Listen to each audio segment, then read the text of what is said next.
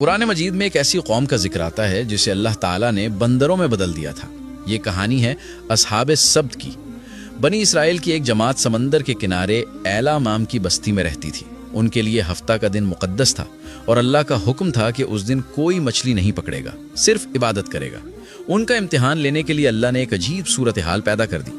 ہفتہ کے علاوہ باقی تمام دنوں میں مچھلیاں سمندر کی گہرائیوں میں رہتیں اور نظر نہیں آتی تھیں، لیکن جیسے ہی ہفتہ کا دن آتا بے شمار مچھلیاں سطح پر آ کر اچھلنے لگتی تھیں۔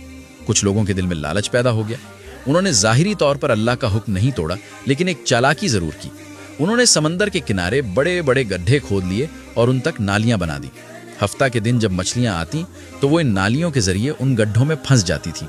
وہ لوگ ہفتہ کے دن مچھلی نہیں پکڑتے تھے، بلکہ اتوار کو نکالتے اور کہتے ہم نے ہفتہ کو شکار نہیں کیا۔ اس موقع پر بستی کے لوگ 3 گروہوں میں بٹ گئے۔ ایک وہ نافرمان لوگ جو چالاکی سے شکار کر رہے تھے، دوسرے نیک لوگ جو انہیں روکتے اور اللہ کے عذاب سے ڈراتے تھے، اور تیسرا خاموش گروہ جو خود تو شکار نہیں کرتا تھا لیکن نصیحت کرنے والوں سے کہتا تھا تم ان لوگوں کو کیوں سمجھاتے ہو جنہیں اللہ تباہ کرنے والا ہے۔ جب نافرمان گروہ حد سے گزر گیا اور نصیحت ماننے سے انکار کر دیا تو اللہ کا عذاب آ گیا۔ ایک صبح جب بستی کے لوگ جاگے تو ان کے گھروں کے دروازے اندر سے بند تھے۔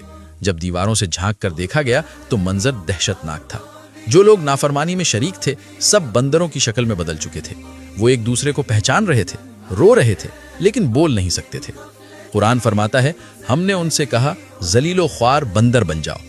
روایت کے مطابق بندروں میں بدلنے کے بعد وہ صرف 3 دن زندہ رہے، پھر سب مر گئے۔ ان کی کوئی نسل آگے نہیں چلی۔